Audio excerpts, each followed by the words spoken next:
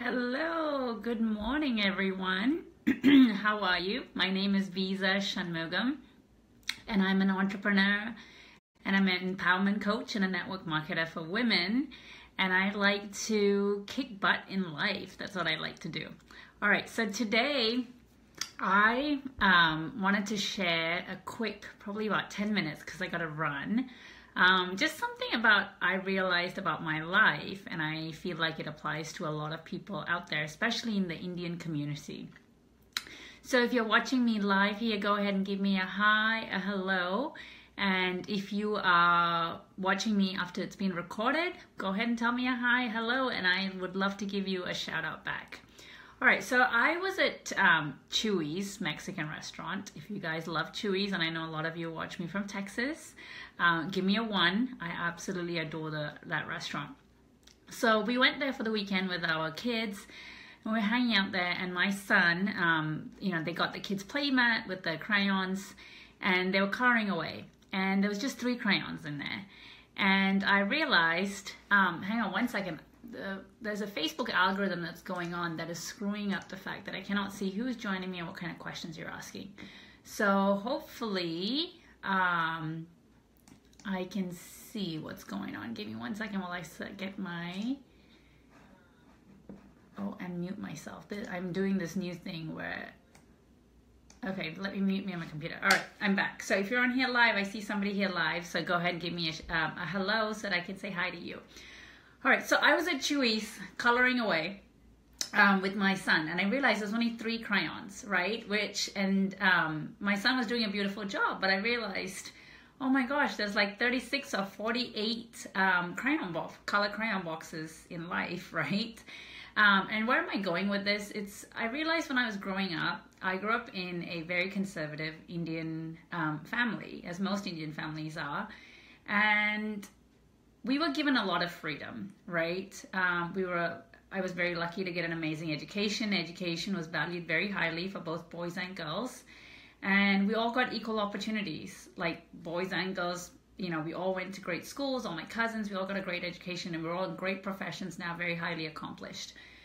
But the one thing, and kids' brains are funny, right? Because I'm sure my parents didn't perceive it this way, but I certainly did. What I saw from all the women in my community was that boys were just rated slightly higher than the girls. And no offense to my parents, because that was just the culture, right? That's just the way we were brought up, they were brought up, and that's just how life worked. And so I felt like, girls had a little bit more limited choices. And we were given freedom and choices as long as it was within the boundaries, right? Like we couldn't come up with some crazy idea of not wanting to go to college. Like that just wasn't even an option. Like I couldn't, explore like becoming an artist. Like you had to go and get like a degree, like a doctor, an engineer, an accountant, like those were respectable. So we were given freedom and choices as long as it was within boundaries. And in India, I lived there until I was around 11 years old. And in India, education was all about rote learning, right? Like they give you a sheet of paper, you had to go home, and literally like you had to like it was rote learning. I can't say it any differently. I'm going to look at any questions. Hey Doris, hey Tracy. It was just rote learning, right? And then you came back to school and you basically regurgitated it out. So again, in school, just as in family, you weren't given much freedom or choices to think and solve problems, especially in schools. And I only realized that when I got to the UK when I was 11. It was a completely different way of educating children, and I was asked for the first time to think for myself, and that blew my mind. Like math problems, I struggled with math when I moved to the UK, when I hadn't in India. And on hindsight, I realized it's because in India, they taught you like addition and you just did it through rote learning, right? Like I was told to go home one day and learn like the 9 times table. And I could like spit them out so fast, but that was all because I had like literally memorized it in my brain. I wasn't thinking about how multiplication worked. So when I got to England and they gave me these math problems, I really struggled because I wasn't using critical thinking. I was just used to having like an answer in my head that needed to pop out. But, you know, my 9 times table weren't really serving me anymore. And so it took me a while to acclimatize to the UK, and especially in the education system, and adjust. And so, you know, I'm 35 today, and I was thinking to myself, you know, when was the time that it switched over where I could critically think for myself and solve problems for myself? Because growing up, again, in the Indian culture, you know, girls are seen as something that need to be taken care of, that they're not strong enough to take care of themselves. So when you're growing up, your parents take care of you and provide for your every need, which is fantastic. I'm not complaining about it.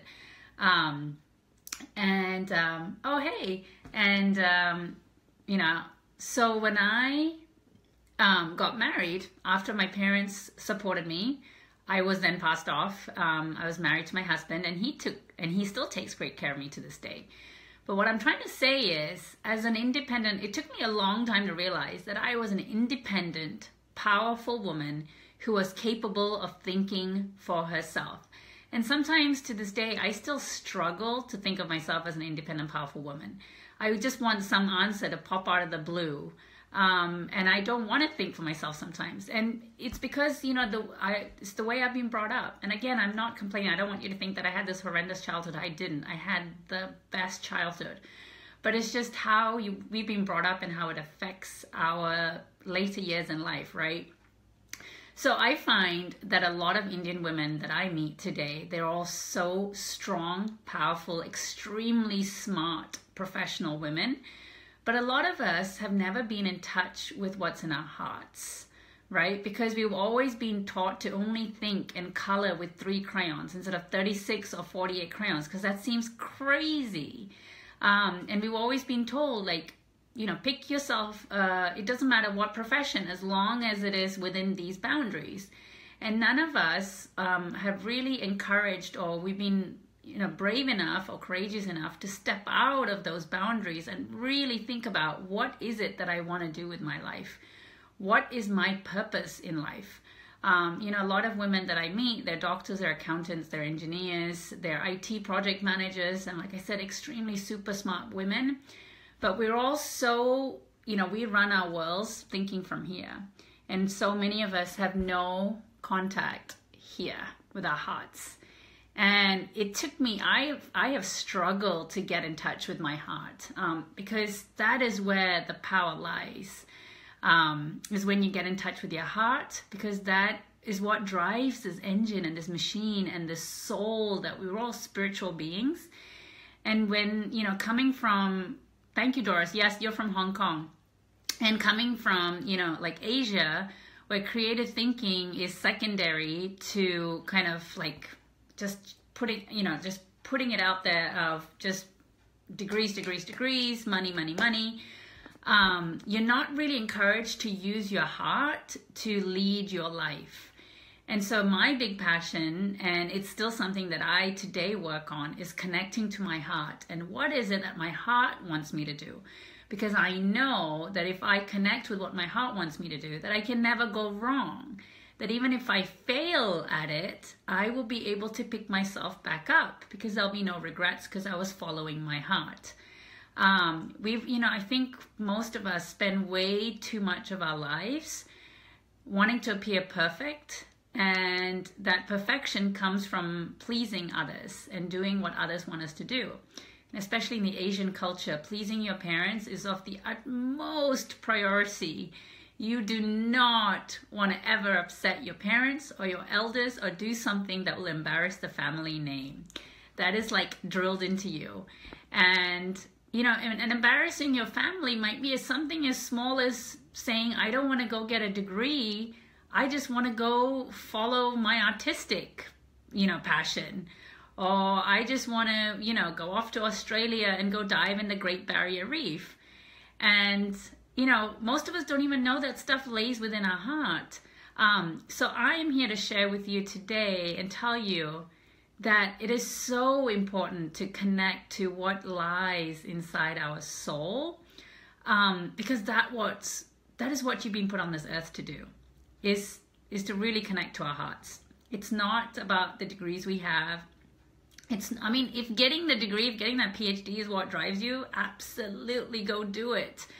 But, you know, when was the last time you really thought about what did I want to be when I was a child? Because I can guarantee you that whatever you pretended to play and be as a child is probably what is your passion. I wanted to be an astronaut, but I ended up wearing glasses, so that probably wasn't going to happen. But maybe with LASIK today, I can try.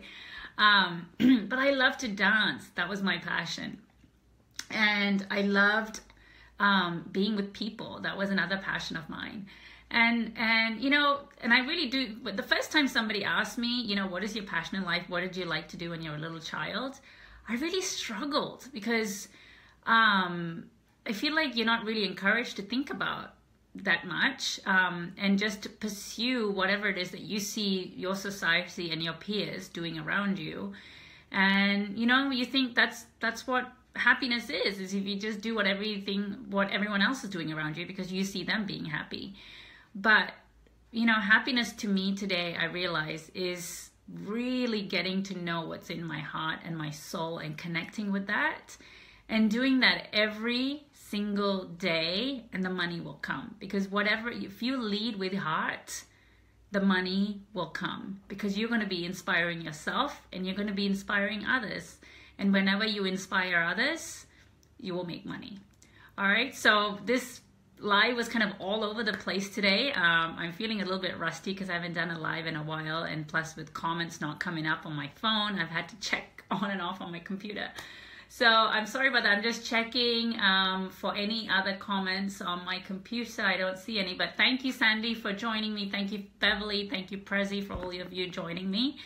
And let me know if this resonated with you guys. And, you know, if you grew up in an Asian culture or any culture that was similar to what I've been talking about, I would love to hear from you and know, you know, when was the last time you connected with your heart? And really listen to what it wanted. And even if you are in the practice of listening to your heart, sometimes we lose track of what it's saying. And it is an everyday job to know what's going on the inside. All right, so I hope this was useful to you, and I hope you got some coaching out of it. And I hope you can use the tips that I've given you to really connect to what's going on inside of you, because that's when you'll truly be happiest. All right, you guys, I'm signing off. I will talk to you soon. Bye.